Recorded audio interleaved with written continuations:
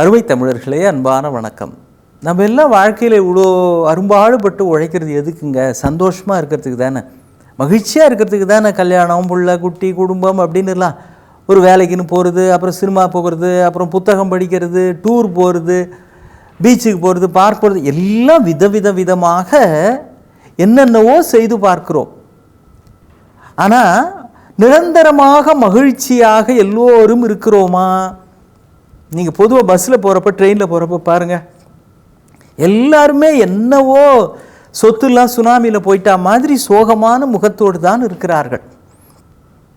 மகிழ்ச்சியா, ஆனந்தமா, முகத்தில் ஒரு நிம்மதி பரவிய முகத்தோடு ஞான ஒளி வீசுதடி நங்கை நின்றன் ஜோதி முகம் அப்படிம்பாம் பாரதி. அது மாதிரி ஜோதி முகங்களை பார்க்க முடிகிறதா? கொஞ்சம் அது இல்லைன்னு தான் சொல்லணும். எல்லோரும் ஏதோ ஒரு கவலையில், ஒரு யோசனையில் இருக்கிறார்கள். அது இயல்பு தான். ஏன்னா நம்ம எல்லாருமே மகிழ்ச்சி அப்படிங்கிறது இந்த மாதிரி வெளியில் பல விஷயங்களை செஞ்சு பார்க்குறோமே, டூர் போகிறது, புத்தகம் படிக்கிறது, பீச்சுக்கு போகிறது, சினிமா போகிறது, இதனாலெல்லாம் மகிழ்ச்சி வரும் என்று நினைக்கிறோம்.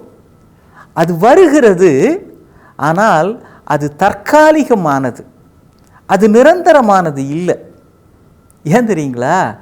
எப்பொழுது எல்லாம் வெளியில் இருந்து வருவது தான் மகிழ்ச்சின்னு நாம் நினைக்கிறோமோ அப்பொழுது எல்லாம் அது தற்காலிகமானதாகத்தான் இருக்கும். ஒரு பச்சை பிள்ளைக்கு ஐஸ்கிரீம் சாப்பிட்றதுன்றது ஒரு சந்தோஷந்தான். எது வரைக்கும்? அந்த ஐஸ்கிரீம் கப்பில் இருக்கிற வரைக்கும். அது தொண்டையை தாண்டி போனால் அவ்வளவுதான், அதுக்கு மேலே அந்த சந்தோஷம் கிடையாது. தீந்து போனால் அவ்வளவுதான், அதுக்கு மேலே சந்தோஷம் கிடையாது.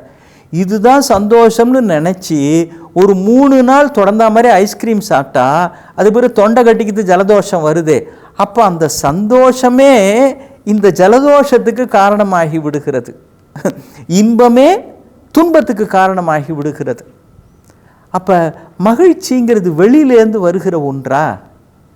சரி, அது ஒரு பக்கம் இருக்கட்டும். சில பேர் எல்லாத்துக்கும் தன்னை நொந்துக்குவாங்க, பார்த்துருக்குறீங்களா?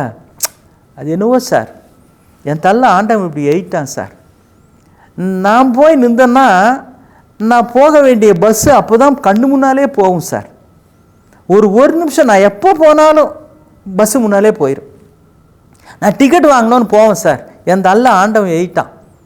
சினிமாவுக்கு டிக்கெட் வாங்கணும்னு போவேன், எனக்கு முந்தி இருந்த வரைக்கும் டிக்கெட் இருக்கும், நான் போகிற தீந்து போச்சு அப்படிம்பாங்க. அது என்னவோ நமக்கு நேரமே சரியில்லை சார், நமக்கு சரியாக அமைய மாட்டேங்குது சார். புறப்படலாம்னு நான் புறப்படுவேன், அப்போ தான் மழை வரும், இல்லைன்னா வெயில் பட்ட கலப்பும், தாங்க முடியாது. ஏந்தெல்லாம் அப்படி ஆயிட்டான் சார். வெளியில் எது நடந்தாலும் சிலர் தங்களை நொந்து கொள்ளுவார்கள்.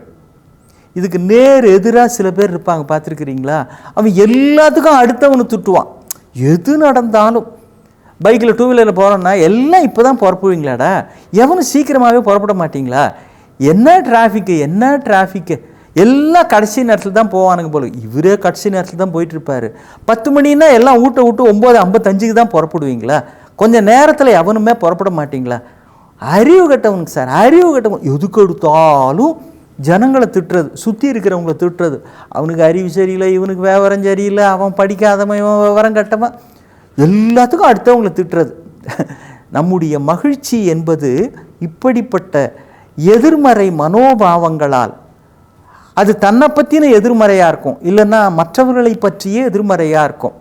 இப்படிப்பட்ட மனோபாவம் இருக்கிற வரைக்கும் நம் மகிழ்ச்சி நிரந்தரமானதாக இருக்காது. அது பிள்ளைங்க ஐஸ்கிரீம் சாப்பிட்ற மாதிரி சில சமயம் சந்தோஷமே கூட கஷ்டத்துக்கு காரணமாகிவிடும். ஒரு கண்ணாடி பாட்டில் உள்ள ஒரு குட்டி பையன் கையை விட்டான்.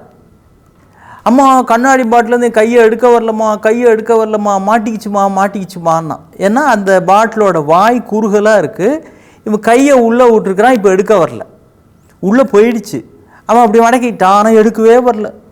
ஐயோ முறியோன்னு கத்துறான். அந்த அம்மா பதறாங்க, பார்த்து அது கண்ணாடி பாட்டில், கீழே உடஞ்சிரும், கீழே போட்டால் உடஞ்சிரும், உன் கையில் போட்டால் குத்திரும், ஏன் இப்படி விஷமம் பண்ணுற, எனக்கு வந்ததும் சரியில்லை, வாய்ச்சதும் சரியில்லை அப்படின்னு சந்தடி சாக்கில் வீட்டுக்காரரை வேற ஒரு இடி இடிக்கிறாங்க. அப்போ அங்கேருந்து பார்த்தார், ஓ கை மாட்டிக்கிச்சா, அப்படி நிதானமாக கை மாட்டிக்கிச்சா, சரி நீ என்ன பண்ணுற, அந்த கையை நீயே பத்திரமா வெளில எடுத்துட்டின்னா உனக்கு இன்றைக்கி சாயங்காலம் பாக்கெட் மணியாக நான் 100 rupees கொடுப்பேன் அப்படின்னார். இப்போ இந்த பையன், அப்படியாப்பா, ப்ராமிஸ், காட் ப்ராமிஸ்? நான் நிச்சயமாக கொடுப்பேன்டா கண்ணா, காட் ப்ராமிஸ், உனக்கு 100 rupees, உன் இஷ்டப்படி ஜாலியாக நீ என்ன வேணால் வாங்கி சாப்பிட்லாம், ஃப்ரெண்டோட ஊர் சுற்றலாம், சினிமாவுக்கு போகலாம், ஆனால் கையை மட்டும் வெளில எடுத்துகிட்டு பார்ப்போம் அப்படின்னார். இப்போ இந்த 100 rupees கிடைக்குன்றதுக்காக பையன் என்ன பண்ணான், அந்த மூடி இருந்த கையை அப்படி விட்டான், கையை வெளில எடுத்துட்டான். இப்படி அவன் கையை விட்ட உடனே அந்த பாட்டில் உள்ள கலகலகலன்னு நாணயங்கள் பாட்டில் உள்ளே உழுது. உள்ளுக்குள்ளே காயின்ஸ் இருக்குது. அதை எடுக்கிறதுக்காகத்தான் இவன் கையை விட்டுருக்கிறான். ஏதோ செலவு பண்ணுறதுக்காக, சாக்லேட் வாங்கினோம், வாட்டவர், அதுக்காக தான் எடுத்துருக்கிறான். ஆனால் கையை மடக்கிட்டான். இப்போ கையை மடக்கிட்டதுனாலேயே பாட்டிலினுடைய வாய் மிக குறுகியதாக இருப்பதால் கையை எடுக்க முடியவில்லை. இந்த சில்லறைகளை கீழே போட்டவுடன் கை காலியாக விட்டது, சுலபமாக கை வந்து விட்டது. சில்லறைகள் இருக்கிற பொழுது இறுக்கமாக மூடிக்கொண்ட கை சில்லறைகளை விட்டு விட்டால் சுலபமாக வெளியே வந்து விடுகிறது. விஷயம் புரியுதுங்களா?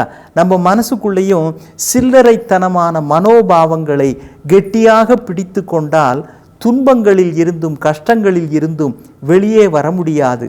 உள்ளே இருக்கிற சில்லறைத்தனமான எண்ணங்களை விட்டுவிடுங்கள். சுலபமாக நம்முடைய வாழ்க்கையிலும் சிக்கல்களில் இருந்து வெளியே வரலாம். இன்னும் சந்திப்போம். வணக்கம்.